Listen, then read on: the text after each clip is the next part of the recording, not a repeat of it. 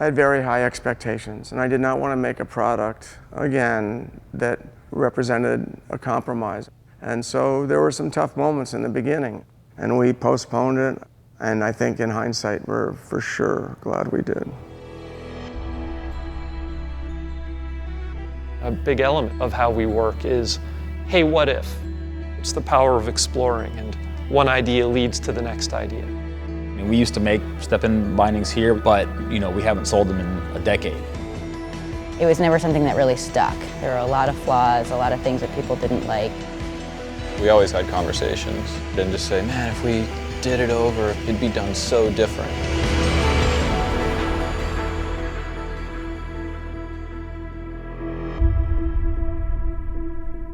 When you start rallying people in Burton around that concept, you start to get a level of engagement and excitement that just is like, all right, how are we doing this? So we definitely started this project a lot differently than any other project.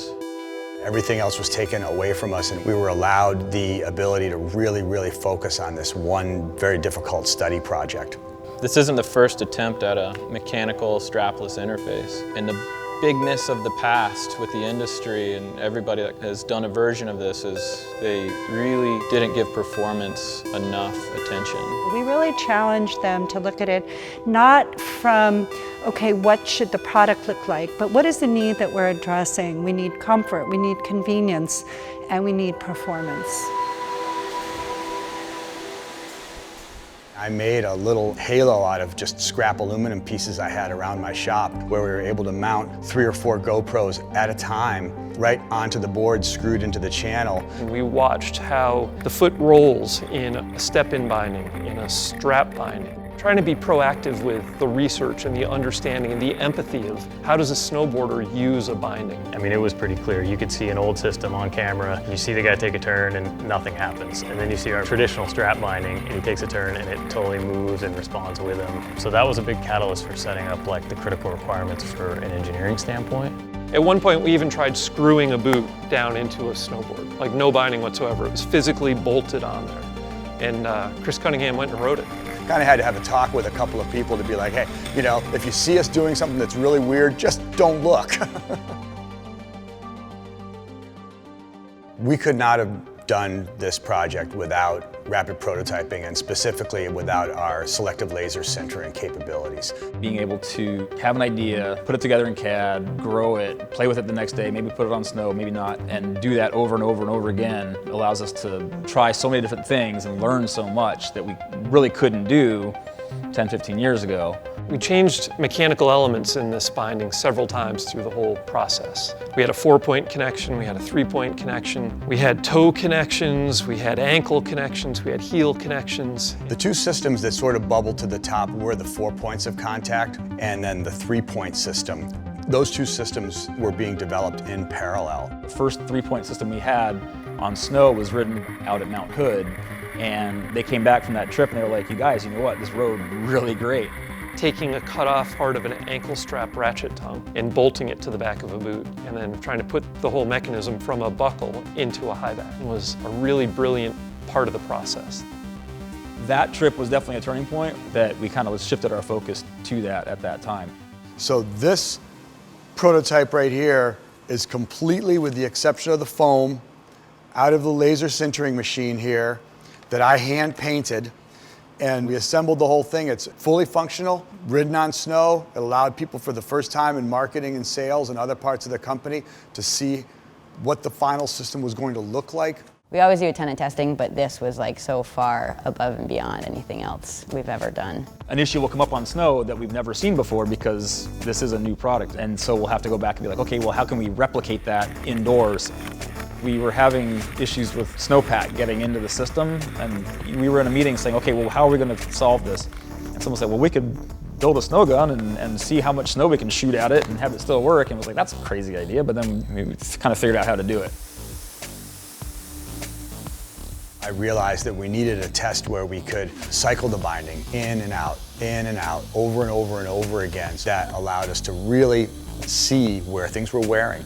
That helped us to really develop what the final shape of the cleats and the clips were going to be. Throughout a lot of this validation, you're doing everything you can to make it fail, and when it doesn't, you're like, cool, we're good. That's one of the toughest things about product development is you fail a ton. You have to be ready to fail a ton. And we failed a ton in this project, but we just kept going, and every failure was just more we learned to go and do the next thing. Throughout the course of this entire project, that's probably my favorite thing, is watching somebody experience it for the first time. Yeah, there's nothing I like hard. this. It's like comfortable. It feels like an actual, like I have an actual strap on, but I don't. Thinking about the first time we showed it to Donna. She knew we were working on it, but she had never touched and seen and played around with it. And I actually have video footage of her stepping on for the first time, and she just lifts her head up and is like, And you listen to that noise, and now. Wow, that was easy. And now. The events that we did to launch Step On were some of the coolest, most progressive events I've seen. Probably seen Instagrams of people jumping into the system. I'm not recommending that unless you're a professional. Good morning, everyone. Special day.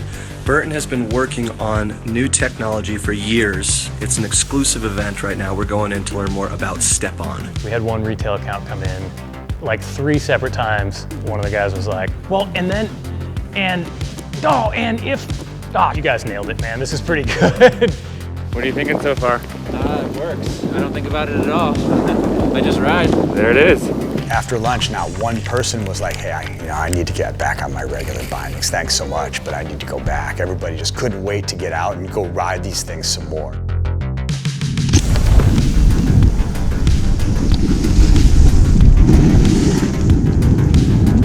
Dude, the bindings are really good. You get a really good like heel to toe feels. It's a revolution. I mean, it's so fast to get in and out again. I'm more than hyped on it. When all of a sudden you're seeing people doing one-footers and landing them and going back in, and just the creativity that people immediately bring to a new toy, if you will. It was incredibly gratifying after 4 years of work to see that we had created something that people were really having fun on. There was so much validation around it. We just wanted to use the US Open as a way to truly unveil it to the public. I had no idea what we were walking into with this. It was like, oh yeah, it's just a demo. People come by, they want to try it. We had people at the tent just frothing.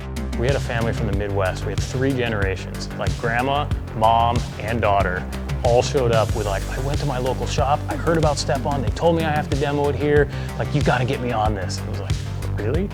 And so we took them up the next day, and like the grandma was 70 plus years old, and she's ripping on Step On, like watching her tumble, get up, she's cheering, like a video of her like, this is the greatest system I've ever ridden. This is so cool! For the first time in our history, I think we've really held back on a development and waited until it was super ready. We knew that there was going to be a lot of eyes on it, so it really had to be perfect. I have no desire to go back to straps, you know. Strap bindings are great. We make a lot of great strap bindings. If that's your jam, that's your jam, but you have to do a lot. A lot of riders have to sit on the ground. They're constantly kind of tightening. It's a lot of bending over, and I don't think you realize how much you do that until you suddenly don't have to do that. I think that the introduction of Step-on technology will change the sport. And I think it'll facilitate more riders and women and kids, and I think the barriers of entry to the sport will be lowered. The future of Step On, the possibilities are really endless. There definitely will be some stuff that we do to make it available for youth in the future. And the team riders are really starting to gravitate toward it too, which is something we never really expected. Nice. This has been one of the greatest projects I've ever had the good fortune to work on, and it's really pretty gratifying. I look forward to seeing a lot of people having fun with this.